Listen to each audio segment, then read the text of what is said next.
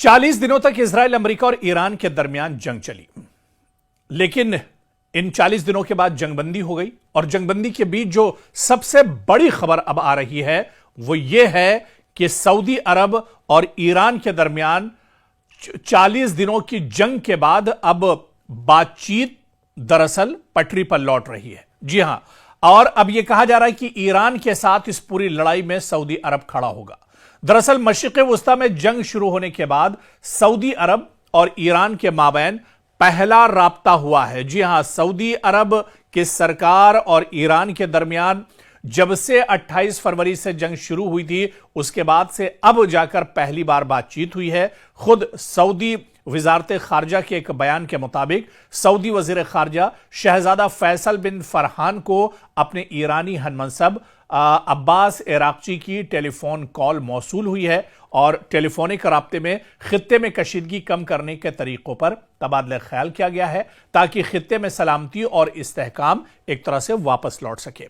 जिस तरह से आपको तमाम चीजें मालूम है कि 40 दिन की जो जंग इजराइल, अमेरिका और ईरान के दरमियान बड़े पैमाने पर चली, इनमें जहां पर इजराइल के अंदर बड़े पैमाने पर नुकसान हुआ, ईरान के अंदर बड़े पैमाने पर जानी और माली नुकसान हुआ, तो वहीं पर जो मिडिल ईस्ट के, मशरिक़ वुस्ता के जो ममालिक हैं उसमें सऊदी अरब भी आता है। यहां पर बड़े पैमाने पर नुकसान का सामना दरअसल करना पड़ा। ईरान लगातार Saudi Arab, Bahrain, Qatar, Oman, Dubai, Kuwait, इन सभी इलाकों के जो मिडिल ईस्ट के दरअसल ये छोटे छोटे ममालिक हैं, अरब ममालिक हैं, गल्फ का हिस्सा है, यहां पर लगातार ईरान हमले करता रहा।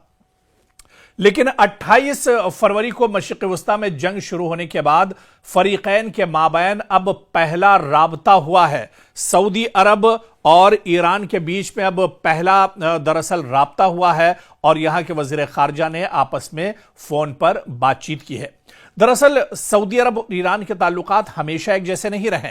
1979 का ईरान इनकलाब की अगर बात की जाए तो इसके बाद ईरान एक इस्लामी जमहूरिया बन गया जिसने खित्ते में अपने असर और रसूख को बढ़ाने की कोशिश की। सऊदी अरब ने ईरान के इनकलाबी नजरियात को अपने लिए खतरा समझा। दोनों ममालिक मुख्तलिफ इलाकाई तनाज़ात में मुखालिफ फरीकों की हिमायत करते रहे, जैसे यमन, शाम और लबनान वगैरह। लेकिन मौजूदा में आप देखिए कि जिस तरह से जंगबंदी हुई उसको लेकर जिस तरह से जंग चली 40 दिनों की, और उसके बाद अमरीकी तंसीबात को निशाना बनाने के लिए ईरान ने लगातार सऊदी अरब या इस तरह से मशरिक़ वुस्ता के दूसरे जो ममालिक हैं वहां पर लगातार हमले किए और ऐसे में एक बार फिर से कशीदगी आई। हालांकि गुज़िश्ता चंद सालों में ताल्लुकात में बड़ी तब्दीली भी देखने को मिली। साल 2023 में अहम पेशरफ्त हुई जब चीन की सालसी में सऊदी अरब और ईरान ने सिफारती ताल्लुकात बहाल करने का ऐलान किया। सिफारत खाने दोबारा खोले गए और आला सतही मुलाकातें शुरू हुई। कशीदगी में कमी आई और खासतौर पर यमन के मामले में एक तरह से कमी देखी गई। और इसके अलावा आप देखिए कि इस जंग के बाद जो जंग फिलहाल जिसकी जंगबंदी हुई है, इन 40 दिनों की जंग के दौरान जिस तरह से हालात बने, ये लग रहा था कि सऊदी अरब और ईरान के माबैन एक बार जो रिश्ते हैं वो फिर से एक तरह से बिगड़ गए हैं। बहुत प्रोपेगेंडा भी दरअसल इस जंग के दौरान किया गया।